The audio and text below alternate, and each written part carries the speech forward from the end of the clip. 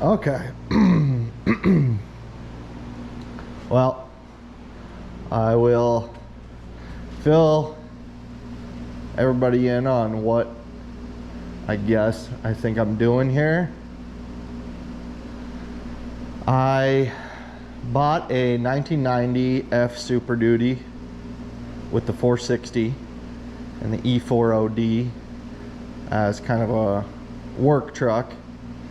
My daily driver's a 2000 Toyota Tundra that is awesome, but my Super Duty that I bought has a service bed on it and a big flat bed and a workbench area on the rear, so I can use it for tool storage, tool hauling, keep all my stuff in one place, and I can haul bigger material and stuff if I need to, and little bits of equipment and stuff with it that the Tundra isn't capable of doing. E40D in it is okay.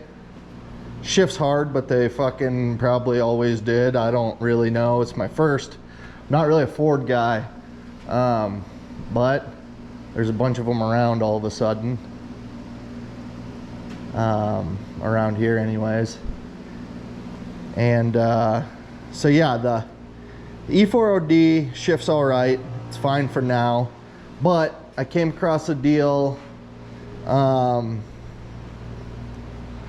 grab a wrecked pickup, 1990 F250 with the 460 and ZF5.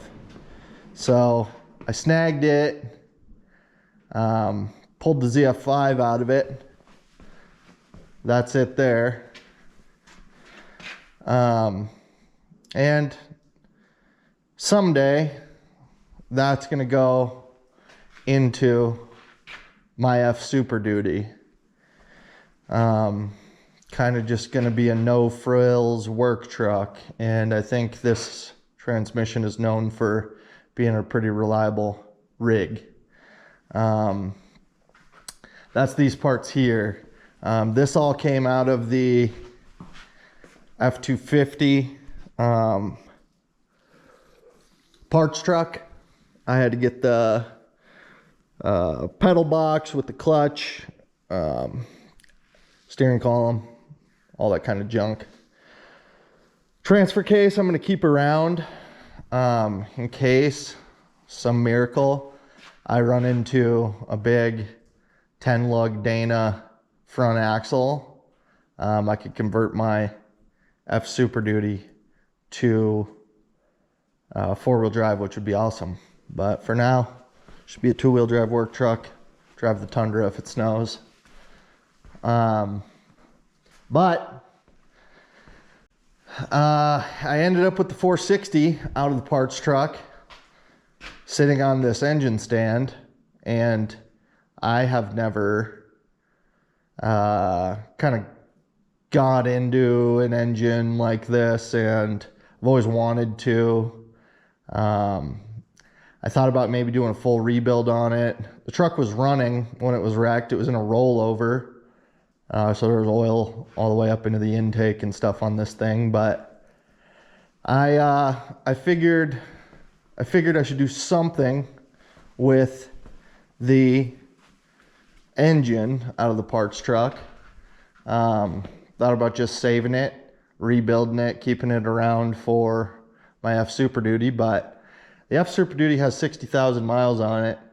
I don't really see much use in just letting this 460 sit around forever and ever and collect dust like everything else in this damn garage.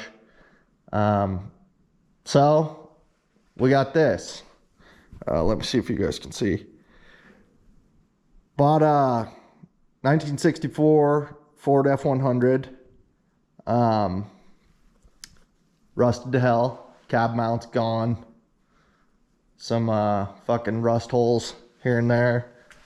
But it's not going to be some fancy deal. We kind of just bought something that we want to jam this 460 into something. It's the 460 EFI, obviously, and it has the E7 heads, so it's not fast. I thought about doing the whole bigger pistons, flat top-ish, raising compression kind of rebuild type deal, porting the heads a little bit myself. Never done any of that stuff, once again, very fucking new to this whole deal. But after doing some research online, looks like the best way to, I don't know about the best way, the hillbilly cheap way for me to get some power out of this thing is eBay turbos. So I don't know, thinking about, I got a gasket kit for this engine. I got the, this is as far as I'm tearing the block down. Well, I've got a new oil pump and pickup and rear main to put in this. That's gonna happen soon, and then I can start kind of reassembling.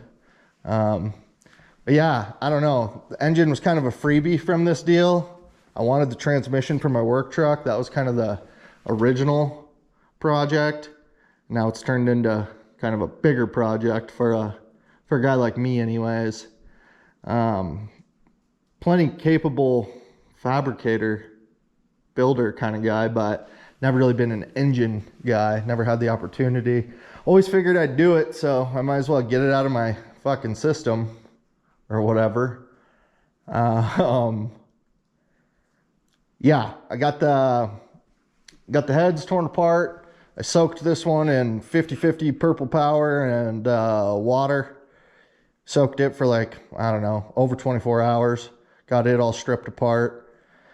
Cleaned up as good as it needs to be, I think. I'm doing new valve springs. Nothing fancy because this thing's not getting a cam or anything like that. It's just going to be, you know, turbo fed. But I figured these old dead springs are probably worth replacing. I lapped the valves and valve seats. Never done that. That was kind of cool. Just the hillbilly way. Mount a drill on there. You know, lubed this up a little bit. Put some valve compound on there. Ground them in. But I don't know if you guys can see this. This valve here, I lapped on it a little longer than the others because I'm not getting an even grind, as you can see maybe. I'm not getting an even gray grind on this one. So I think that valve is bent. I rolled it on my bench and can see a little wiggle on it. The seat, the valve seat and the head ground pretty even actually. So I'm just gonna replace it. I don't know, guys would probably be like, what the hell, just replace, you know, do some valve work on this thing, get them all replaced. I don't know what guys do, but for what I'm doing, hillbilly truck, couple $1,000, you know, make something fast and hilarious and fun to drive, that sort of deal. I think it'll be fine.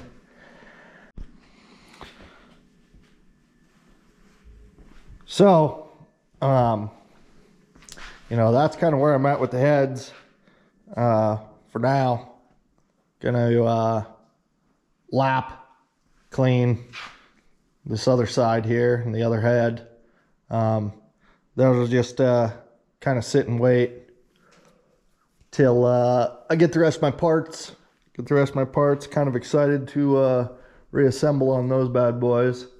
Getting something this torn down is always a little nerve-wracking first go around. I'm starting to have that deal like, is this fucking thing ever even gonna start again? But I don't know, it should. Now it's obviously an EFI motor, and it's not gonna stay that way. Doing a motor swap, kind of this level of a project, and possibly adding eBay turbo stuff. I'm going to use the Price Motorsports carb adapter plate kit kind of deal. Lets you bolt a regular carb setup right to the EFI intake. And from what I understand with these E7 heads, they flow like dog shit, but it wasn't really the intake side of them that struggled. It's mostly exhaust, like where the bottleneck happens apparently. And it's going to be turbo fed anyways, so I don't think that matters, but I basically don't know shit about it. I'm gonna do the hillbilly flip your stock manifolds to the front and build the hot side of the turbo system myself. And yeah, that'll be a big learning experience for me. Whole deal kind of is, but I've never got to do that sort of deal. Well, I've done some mufflers and shit in my day, but that's about as far as that went. So yeah, I think switching it to carbureted is going to make the swap just a lot easier for a dude like me. Yeah, simpler to wire, simpler to, just a bunch simpler fueling. I think I gotta do some research, but I have dove into the timing, fueling kind of parts that I'm gonna need to add boost to this thing. Also, I'm only gonna add like 6 psi to this thing. I'm not sure if I'm gonna do twin small turbos or one big one. I'm actually leaning towards small twin turbo setup because I actually think it'll be easier for a dude to build the turbo setup that way, and might end up being easier to fit in this little engine bay with this big 460 in there already. It's going to be a tight setup. But I don't know, maybe it'll be easier. Probably will. I have very little experience with that sort of deal, but because I'm only running 6 psi, I'm not really all that scared, to be honest, of using, I don't know, clones from eBay. I'm not trying to put 20 pounds of boost through this thing like some of the yahoos out there probably do. I feel like it's 6 psi. This thing's going to be like rip roaring in this little F100. And at 6 psi, I don't think it's very hard on really any of the system. But time will tell. If it blows up, it'll be funny. If it doesn't, it'll also be funny. Yeah, that's where I'm at. I'm going to be showing you guys, I guess, some of the trials and tribulations I face throughout this fucking ordeal. I don't know. It's a bit heavier duty than a beginner has gotten into, but I'm more like,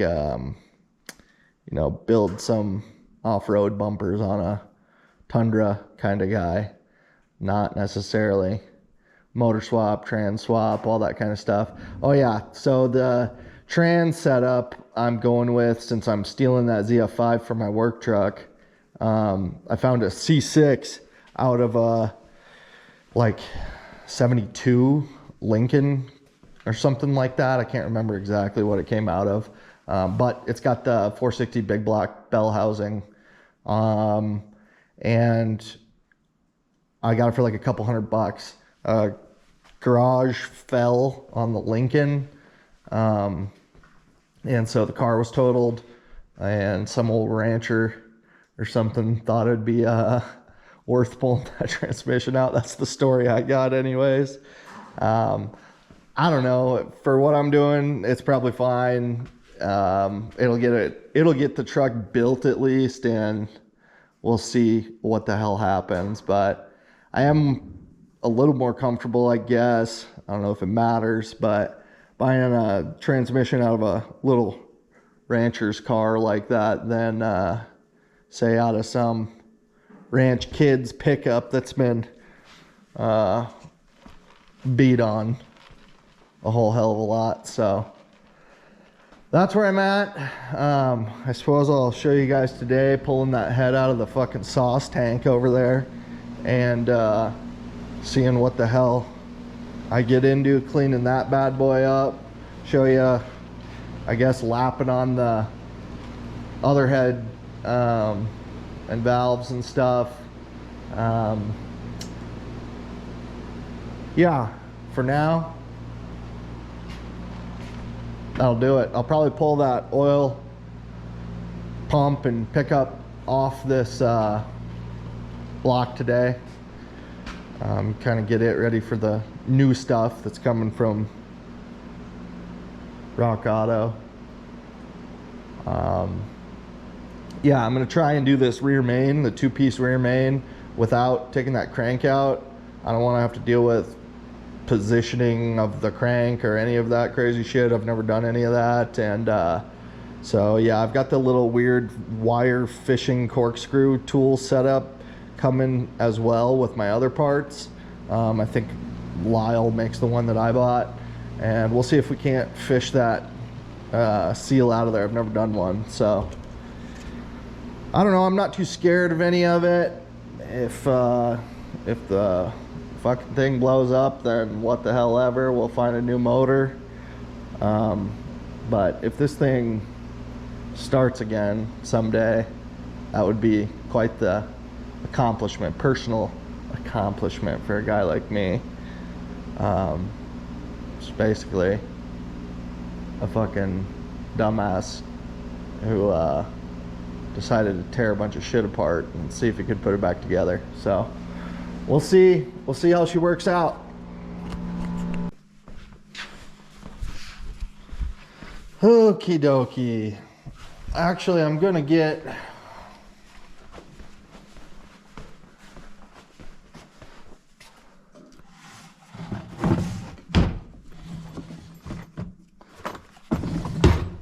some gloves on because I've had my hands in this degreaser for the last 3 days cleaning parts, and boy,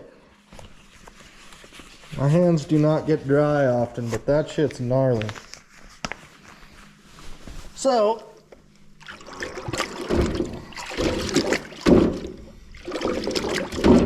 gonna give her a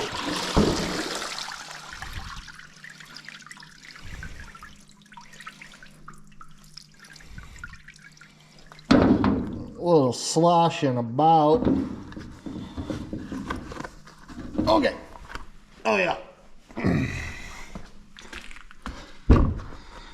Oh yeah. They are heavy. They are heavy. Looks like it's gonna clean up pretty good though. Let's take our brass brush. I guess what I've been doing is soaking them for over a day each, I guess. Pulling them out, scrubbing on them a little bit, anything that's still stuck on them, before I go rinse them off with the hot water.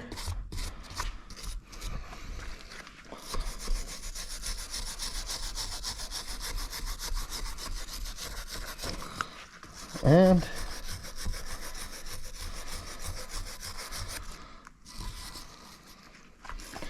just cleaning up on them, giving them a rough clean.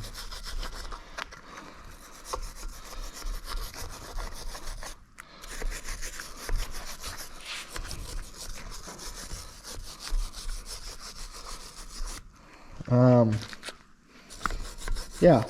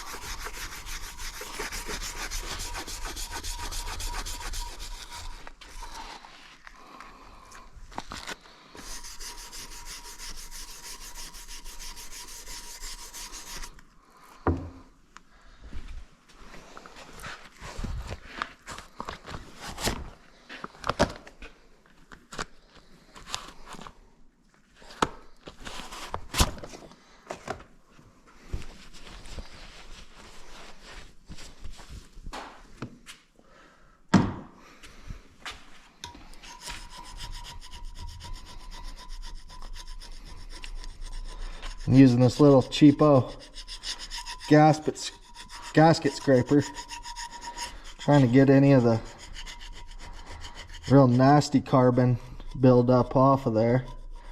I don't know how good of an idea that is. Also been using it to get the last little bits of gasket off while I'm here,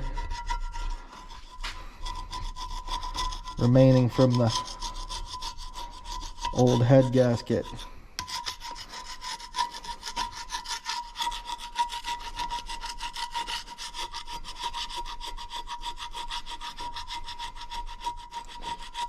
Once again, you know, never done this sort of deal, but unless I genuinely fuck something up, anything's probably better than what we had, maybe.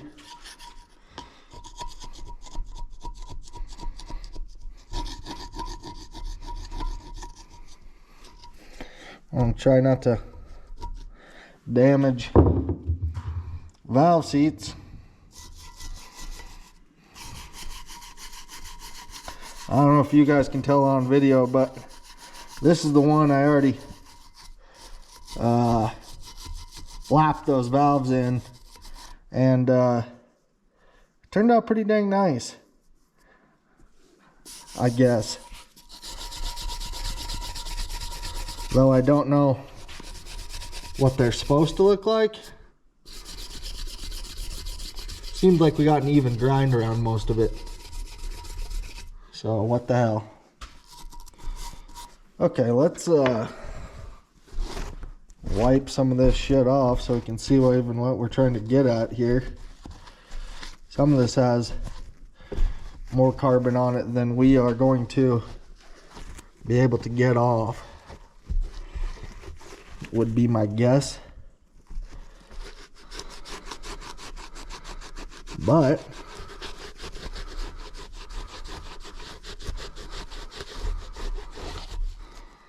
it's getting smoother.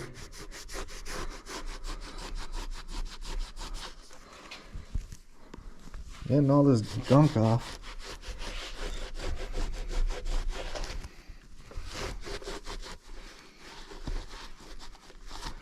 This is just kind of a quick and dirty wipe down. I'm not going to let this soap solution just sit on these fucking things. I'm going to hurry up and get my scraping and brushing done and go rinse these babies off in the sink under the hot water. And then I guess what I did with the other one is I just kind of coated her down with some WD-40, wipe the excess off, kind of push any moisture away and stop any, well, most of the rusting, I guess, from the water. Let's roll her up on this side and take a look at the intake side. So you got some carbon buildup here. I don't know. Might as well get in there and try and make shit a little nicer.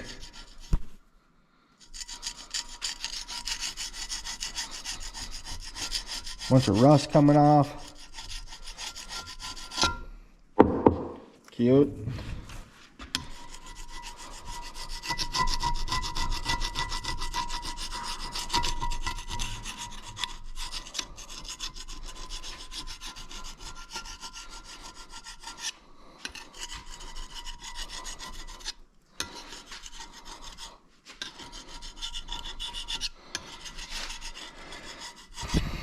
Suppose the more we church it up now, better our gaskets will seal up.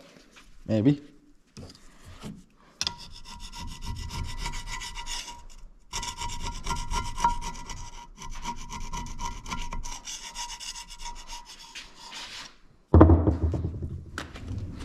Brush down.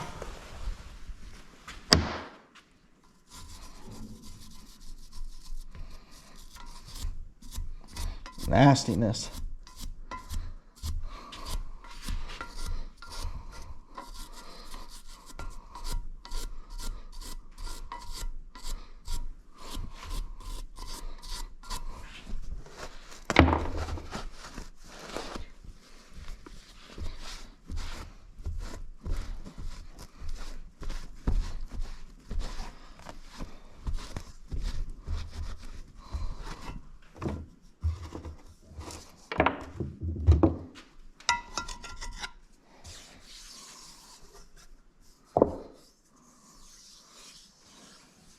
Doesn't look great, but it's way smoother. Well, I'm gonna go get the hot water running and we'll get ready to rinse this biatch down. Okay, so I got them rinsed off. I didn't wear the camera. I got this camera on my chest like a nerd, and didn't want to have water spraying all over hell. But I got them rinsed off. Now what I did to the last one, this one here, sitting here, is just take a good amount of this here WD and just kind of fogged her down a bit.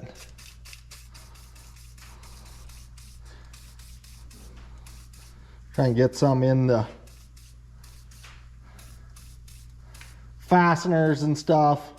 I did blow it off real good when I got it out of the sink, and make sure you blow out all those fastener holes real good.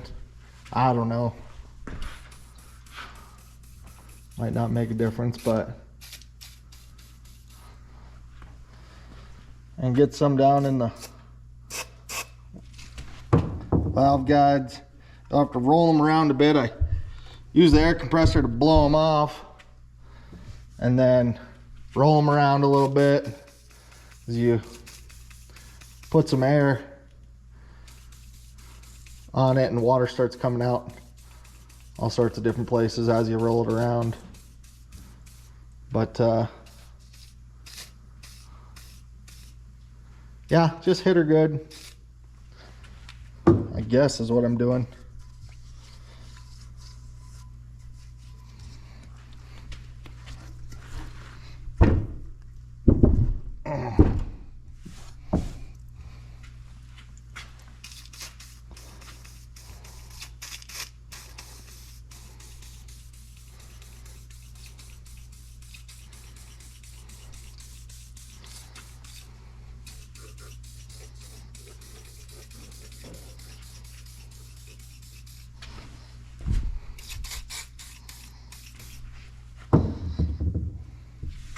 And get you a towel. And I just kind of took the excess off because they're going to be sitting around for a minute. Hopefully not too much longer, but should give them a little protective coating.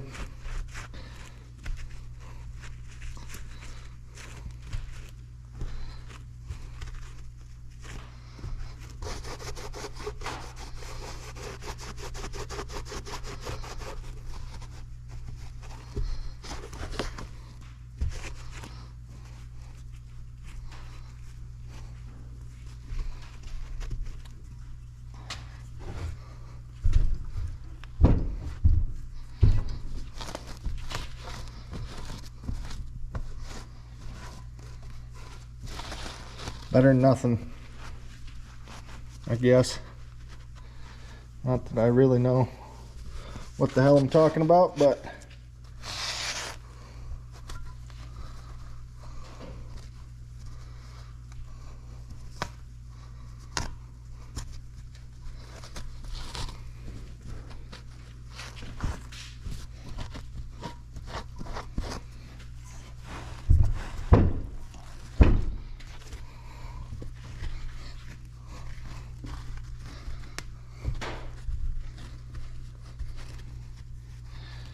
I don't know why I'm even bothering to get them so dapped up, but I don't know. I suppose too much in there. Already gonna have dust and shit sticking all over them.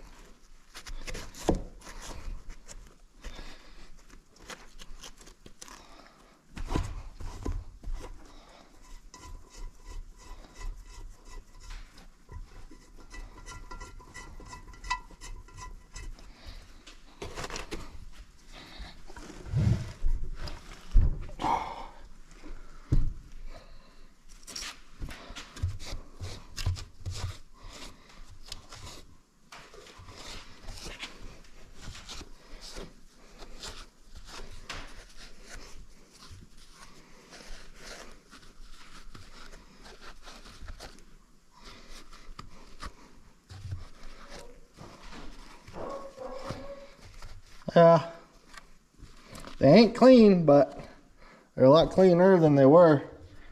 And I don't know how well you can see, but all them valve seats are pretty good. I guess I think that's what they should look like. Yeah,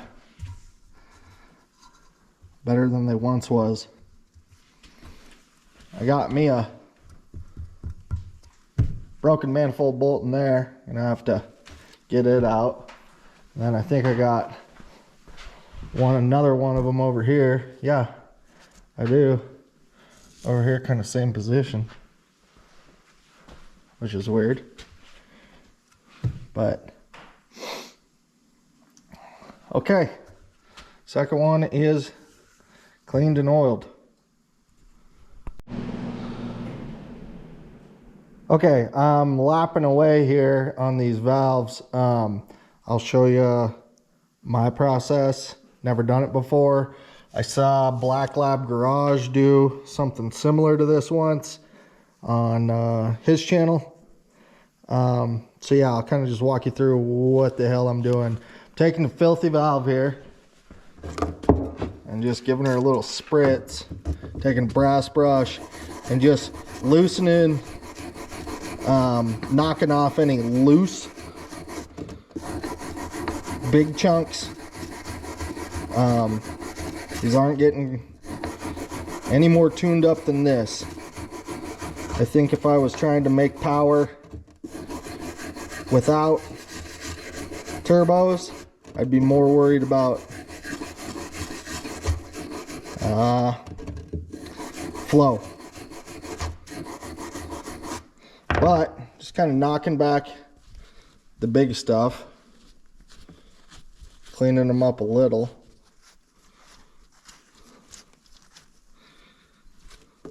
Getting some compound on there.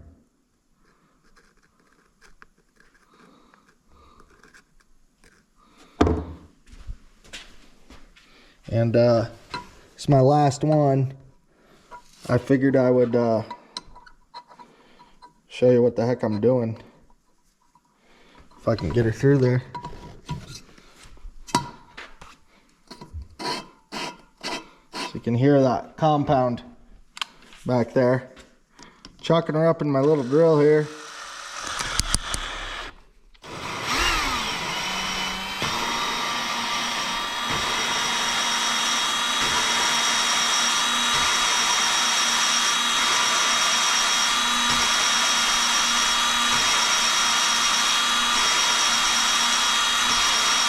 Mostly just letting the compound kind of do the work.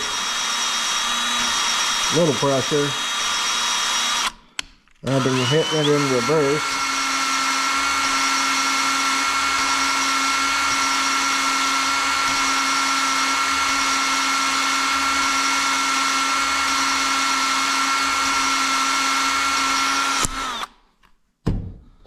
See how she turned out.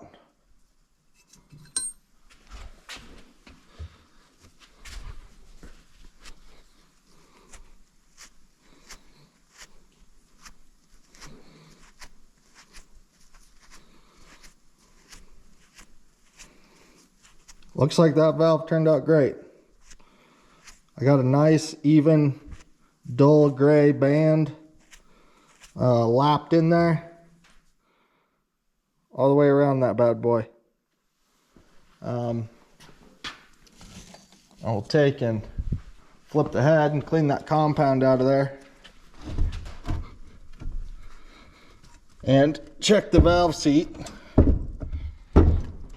But I'll be honest, there ain't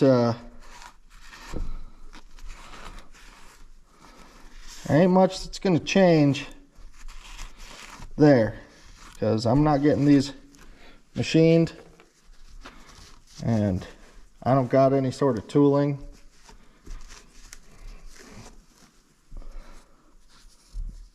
I think it looks pretty darn good.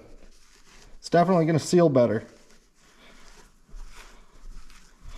which would have to mean it's going to run better.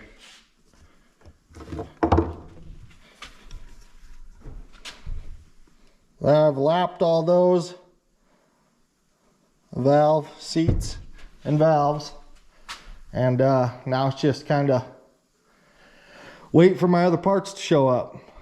I got valve springs coming and locks, and then we get to reassemble. So we'll be back to reassemble.